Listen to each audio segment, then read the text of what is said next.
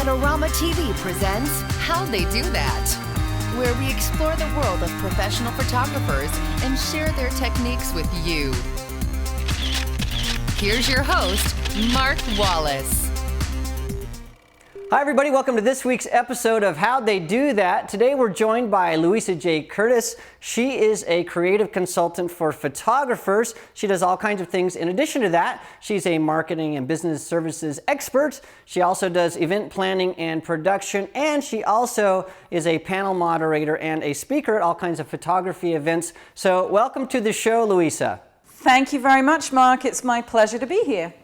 Well, let's start out by asking a very simple question, and that is, help us understand what a creative consultant does. How can you help out photographers? Explain that for us. Sure. Well, I can help photographers, as other consultants do, in many, many ways. And I like to treat my clients differently, so each one is a new case, and therefore I'm going to help them with whatever it is that is particular to their needs. A lot of the time it's going to be focused around their marketing and how best they should be presenting their work. But with some people it might be where we start just by looking at the work. Sometimes a photographer needs some direction in really deciding what it is they're best at or which markets they should be promoting to. And what kind of photographers are you talking to? Are these emerging professional photographers, people that have been in the business for a while? What's your normal client? Actually a range. I do have emerging photographers that come to me and students also that are just coming out of school. And with them, it's about helping them understand that they are now entering into a business, if they're serious, that it's not just taking pictures for fun, and there are certain steps they need to take. Some photographers have been in business for longer, and maybe they've hit the wall and they need to re-evaluate who they are as an artist and the markets that they want to promote to. But there's a real range, to be honest with you, of photographers that I deal with. And I also have worked with some illustrators as well, because again, they're artists and they're looking to promote themselves. Okay, well, we have all kinds of questions for you, and I'm sure that these are the kind of questions you get from a lot of photographers. The first question is, you've been in this business for a number of years. How has social media changed the business of photography? Well, I think social media has not only changed the business of photography, it's changed the whole world we live in, because the younger generation is now communicating through Facebook, through Twitter, and LinkedIn. So you have a younger generation that are very comfortable with this because that's how they grew up. And then you have people like myself who didn't grow up with social media and are having to integrate that into what we already know. I think it has changed the industry into making it perhaps broader, and it's making it harder for photographers to really sift through and identify their markets. On the downside, I think it can distract photographers. Too much social networking, this is my personal opinion, means that they're not actually taking enough pictures. Yeah, I can totally identify with that issue. Because we have so much social networking out there.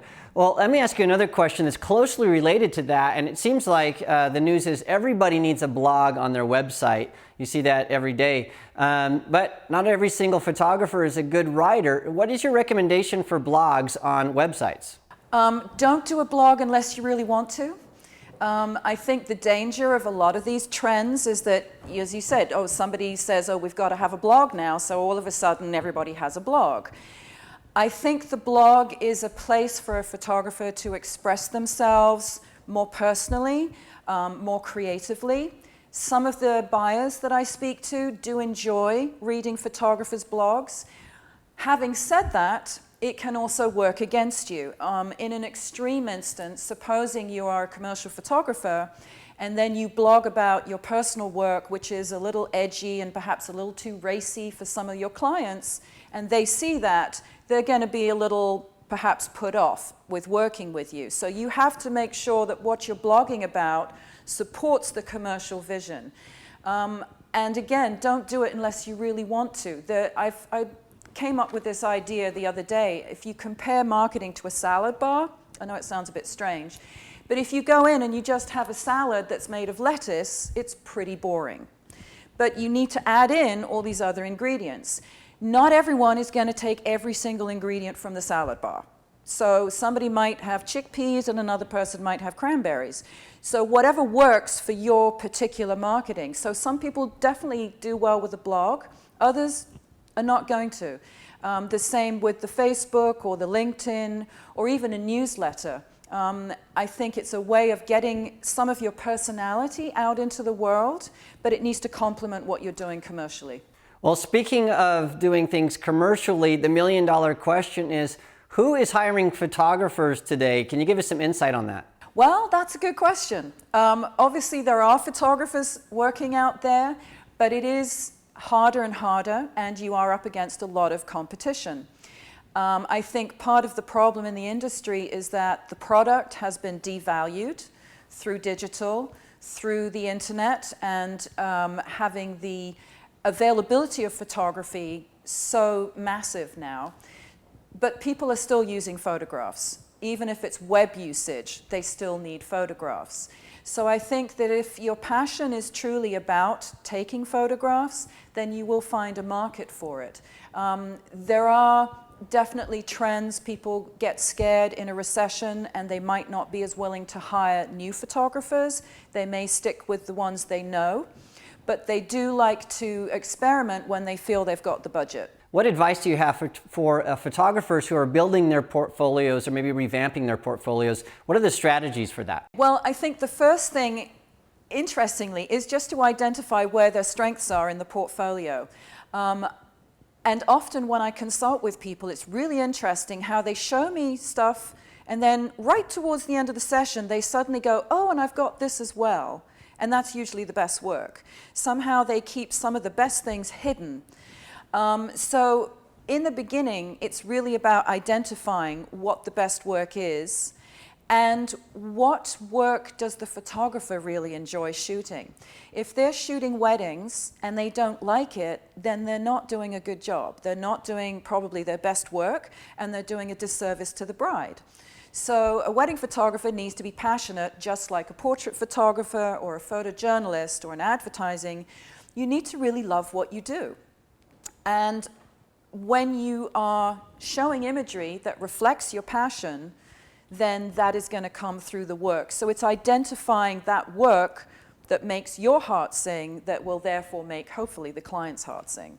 All right, so let's say we have a photographer, they've talked to you, they've got some consulting, their portfolio is in pretty darn good shape, the research is in place. Do you have some strategies for self-promotion that these photographers can use? Yeah, well, the first thing I would do is ask them everything that they've done up until this point and what the results have been. Sometimes they've done emails, but they've only done maybe 3.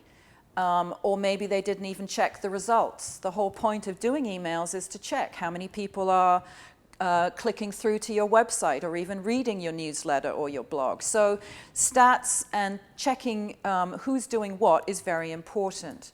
But I think it is, again, you've got to be careful about what you pick and choose. And each photographer, as I sound like a broken record now, but everyone is different. So there's never one answer that covers everybody.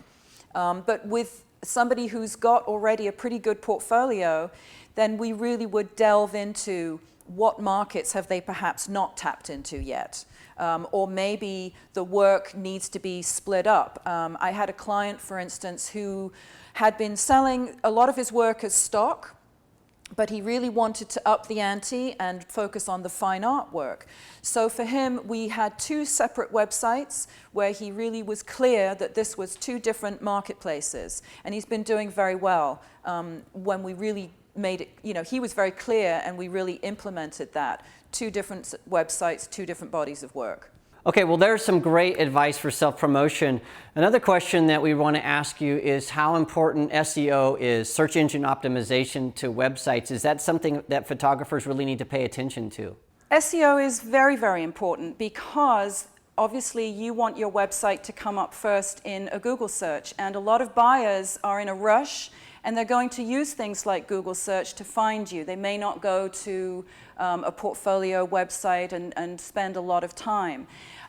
You may not be an expert in this, but I've always said if you're not an expert, in a certain area of your business, then you get help with that. SEO is very important along with your blog, and this is the reason why a lot of people have chosen to do a blog, because the crawlers will pick up the links from a blog, and therefore you'll come up again higher in these search rankings. But the search engine optimization is extremely important. Well, let's talk about another topic that we hear a lot about, and that is education. There are a lot of very successful photographers that are self-taught. There are people that have learned through going to photography workshops. How important is it these days for photographers to go to an accredited photography school? Is that something that's required, or can you learn from assisting? What are your thoughts on that? Well, I think that you can certainly go to school, but you don't have to be a successful photographer. There are instances of people that have not gone to school. I think for anyone, education is extremely important, no matter what profession you're going into. But if you're someone that has decided that you don't want to necessarily learn in a school environment, but you want to just get your hands dirty and be an assistant, then I think it is an extremely valuable way to really learn your craft. And I remember myself taking some photography classes a few years ago, and the message was very clear. You've either got to do a full-time course, or you've got to jump out and assist. And at least with assisting, you're learning from people that are already in the business. So I think assisting is really, really crucial, because you're not just learning classroom photography, you're out in the real world. I remember a client who told me that he had worked with a photographer in Miami in the very beginning. And the photographer told me what he loved about this assistant was he never asked him how to take a photograph. He asked him, how do I talk to a client? How do I deal with the business? How do I promote myself? He asked all of those things that often don't get answered in the school classroom. And so I think it is really important that you have to learn these other facets to photography business. Yeah, I totally agree. I go to a lot of college campuses and talk to students, and I'm amazed at how much the schools are not teaching. And so I totally agree about the assisting. Well, we're actually out of time, so thank you very much for joining us today, Louisa. It's been great having you on the show. Thank you so much, Mark. It was my pleasure. Well, remember, if you want to see more of Louisa's work and find out about what she does, you can check out her website. It's chatterboxenterprises.com. She's got a wonderful newsletter that you can sign up for on her website to find out all kinds of interesting things and get more advice, like the kind of advice you heard on our show today. And remember, you can always go to the Adorama Learning Center to see all kinds of things about photography and every single episode that we've ever done on how they do that. So please visit and subscribe to the show so you don't miss a single episode. Well, thanks for joining me this week. I'll see you again next week. This episode is brought to you by Adorama TV. Visit the Adorama Learning Center, where you'll find photography tips and techniques, links to the gear used in this episode, and related videos. For all the latest photography, video, and computer gear, visit Adorama.com. And the next time you're in New York City, visit our store, located on 18th Street between 5th and 6th Avenue.